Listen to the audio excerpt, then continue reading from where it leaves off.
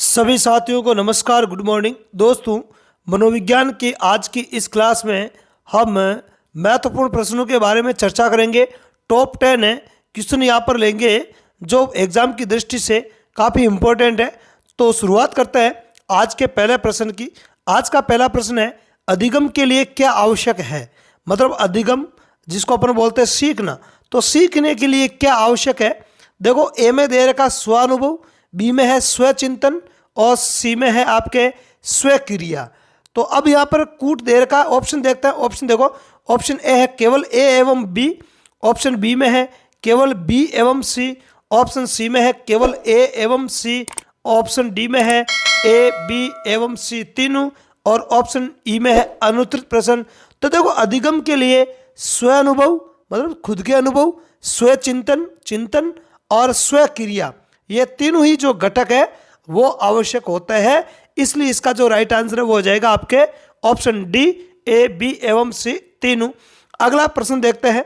अगला सेकंड प्रश्न है, सशक्त अभिप्रेरणा सीखने का प्रभावशाली घटक है, इससे बालक ऑप्शन ए स्वस्थ रहता है, ऑप्शन बी ध्यान करता है, ऑप्शन सी शीघ्र सीखता है, ऑप्शन डी प्रसन्न रहता है, और ऑप्शन ई में है अनुत्तरित प्रश्न। तो इस प्रश्न का जो राइट आंसर है वो हो जाएगा आपके ऑप्शन सी, शीघ्र सीखता है। देखो, सशक्त अभिप्रेरणा, और अभिप्रेरणा से सीखने की क्रिया क्या हो जाती है, तेज हो जाती है। अभिप्रेरित जो व्यक्ति होता है वो अधिक सीखता है। जैसे मान लिया कि स्कूल में कोई बच्चे एक तो नॉर्मल ठीक ठाक तरीके से सीख रहे हैं और एक व्यक्ति या टीचर उनको अभिप्रेरित कर देता है ना, उनमें प्रेरणा भर देता है, तो उनमें सीखने की जो दर है, स्पीड है, वो बढ़ जाएगी, अर्थात वो शीघ्र सीखने लग जाएंगे। अगला प्रश्न है, प्रत्यय किसी देखी हुई वस्तु की खाली जगह प्रतिमा है। मतलब मनोविज्ञान में प्रत्यय क्या होता है। ऑप्शन ए है सामाजिक, ऑप्शन बी है क्रियात्मक, ऑप्शन सी है मानसिक, ऑप्शन डी है मनोसामाजिक, और ऑप्शन ई में है अनुत्तरित प्रश्न। तो देखो, इस रिक्त स्थान में उपयुक्त शब्द क्या आना चाहिए। तो देखो क्या होगा, प्रत्यय किसी देखी हुई वस्तु की मानसिक प्रतिमा है। अगला प्रश्न देखते हैं। चौथा प्रश्न है, नवीन परिस्थितियों को झेलने की मस्तिष्क की नमनीयता बुद्धि है, यह परिभाषा किसकी है। मतलब है बुद्धि से संबंधित ये परिभाषा है। परिभाषा क्या है, नवीन परिस्थितियों को झेलने की मस्तिष्क की जो नमनीयता है, या जो जिसको अपन बोलते हैं लोचनीयता है, वो बुद्धि है। तो ये परिभाषा देने वाले कौन थे। ऑप्शन ए है मन, ऑप्शन बी है बर्ट, ऑप्शन सी है रायबर्न, ऑप्शन डी में है बीने, और ऑप्शन ई में है अनुत्तरित प्रश्न। तो इस प्रश्न का जो राइट आंसर है वो हो जाएगा आपके ऑप्शन ए मन। क्या हो जाएगा, मन हो जाएगा। अगला प्रश्न देखने से पहले एक विशेष सूचना दे दूं, और विशेष सूचना यह है कि आप हमारे यूट्यूब चैनल के अतिरिक्त मिलर एजुकेशन के टेलीग्राम चैनल से जुड़ सकते हो। टेलीग्राम चैनल से जुड़ने का आपको फ़ायदा ये होगा कि वहाँ पर रीड से संबंधित हर सब्जेक्ट के डेली एक निश्चित समय पर एक शेड्यूल के तहत क्विज़ मिलता है। उन क्विज़ को आप अटेंड करके आप अपनी तैयारी को और ज़्यादा से ज़्यादा बेटर कर सकते हो। साथ ही साथ अन्य एग्जाम से संबंधित सूचनाएं वगैरह है वो भी आपको टेलीग्राम पर ही दे दी जाती है। तो टेलीग्राम को ज्वाइन करना ना भूलें, है ना। एग्जाम से संबंधित और भी बहुत सारे एजुकेशनल समाचार हैं, बहुत सारे तथ्य वो टेलीग्राम पर मैसेज के रूप में वहाँ पर मैं भेज देता हूँ, तो उससे जुड़ना ना भूलना है। अगला प्रश्न देखते हैं। पांचवा प्रश्न है, शिक्षा का अधिकार अधिनियम 2009 में एक अध्यापक के लिए न्यूनतम कार्य घंटे प्रति सप्ताह निर्धारित किए गए हैं।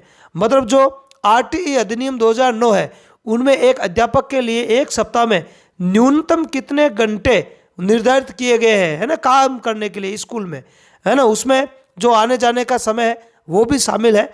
तो ऑप्शन देखते हैं। ऑप्शन ए है 40 घंटे, ऑप्शन बी है 45 घंटे, ऑप्शन सी है 50 घंटे, ऑप्शन डी है 48 घंटे, और ऑप्शन ई में अनुत्तरित प्रश्न। तो इस प्रश्न का जो राइट आंसर है वो हो जाएगा ऑप्शन बी 45 घंटे।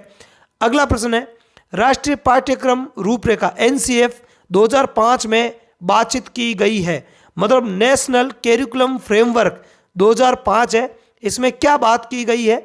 ऑप्शन ए है ज्ञान स्थायी है, वह दिया जाता है, से ज्ञान का विकास होता है और इसकी संरचना की जाती है। ऑप्शन बी शैक्षिक केंद्र से विषय केंद्र होने पर, ऑप्शन सी विद्यार्थी केंद्रित से अध्यापक केंद्रित की ओर, ऑप्शन डी है उपयुक्त सभी, और ऑप्शन ई में अनुत्तरित प्रश्न। तो देखो एनसीएफ 2005 में जो आपके दिया गया है इन कथनों में से शैक्षिक केंद्र से विषय केंद्र होने पर यह नहीं, ये ऐसा नहीं कहा गया है, और नहीं विद्यार्थी केंद्र से अध्यापक केंद्र की ओर। अरे अध्यापक केंद्र थोड़ी होगा, शिक्षा का कार्य तो विद्यार्थी केंद्रित होगा, अध्यापक केंद्रित थोड़ी होता है। ठीक है, तो ये दोनों कथन तो गलत है, इसलिए इसका जो राइट आंसर है वो हो जाएगा अपने ऑप्शन ए। ज्ञान स्थायी है, वे दिया जाता है, से ज्ञान का विकास होता है और इसकी संरचना की जाती है। अगला 7वां क्वेश्चन है, किस अवस्था में अपराध प्रवृत्ति अपनी पराकाष्ठा पर पहुंच जाती है? मतलब किस अवस्था में जो अपराध की जो प्रवृत्ति है वो अपनी चरम सीमा पर पहुंच जाएगी? ऑप्शन ए शैशवावस्था, ऑप्शन बी बाल्यावस्था, ऑप्शन सी प्रौढ़ावस्था, ऑप्शन डी किशोरावस्था, और ऑप्शन ई में अनुत्तरित प्रश्न। तो देखो इस प्रश्न का जो राइट आंसर है वो होगा आपके ऑप्शन डी किशोरावस्था। किशोर अवस्था में अपराध प्रवृत्ति है वो अपनी पराकाष्ठा पर पहुंच जाती है, अपनी चरम सीमा पर पहुंच जाती है। 8वां प्रश्न है, कोई बालक परीक्षा में कम अंक लाने की वजह से विद्यालय छोड़ देता है, बालक के व्यवहार के लिए जिम्मेदार कारक है। मान लिया कि एक बालक है और उसके परीक्षा में बार बार नंबर कम आते हैं तो वो स्कूल छोड़ देता है, तो इसका जो जिम्मेदार कारक है, मतलब बालक के विद्यालय छोड़ने का मुख्य जिम्मेदार कारक क्या हुआ? ठीक है, ऑप्शन ए तृप्ति, ऑप्शन बी बगनासा या कुंठा, ऑप्शन सी तनाव, ऑप्शन डी द्वंद्व, और ऑप्शन ई में अनुत्तरित प्रश्न।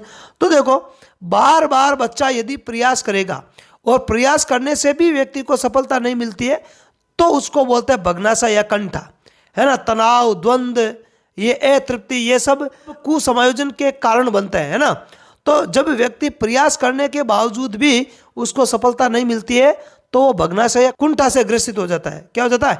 कुंठा से ग्रसित। बच्चा पढ़ाई कर रहा है पर फिर भी उसके नंबर बार बार कम आते हैं तो इसकी वजह से वो विद्यालय छोड़ देता है। इसका मतलब है कि बच्चे में कुंठा उत्पन्न हो गई है ना, कि भाई प्रयास करने के बावजूद भी नंबर नहीं आ रहे मेरे, तो वो कुंठित हो जाता है। अगला प्रश्न है, किस चिंतक ने भौतिक उपयोगिता को महत्व देते हुए प्रयोजनवाद का सिद्धांत प्रस्तुत किया? तो प्रयोजनवाद का सिद्धांत देने वाले कौन थे?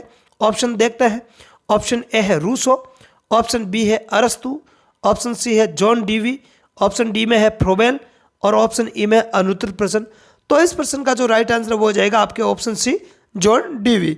अगला और आज का अंतिम प्रश्न है, क्रियात्मक अनुसंधान के कार्य क्षेत्र में शामिल नहीं है।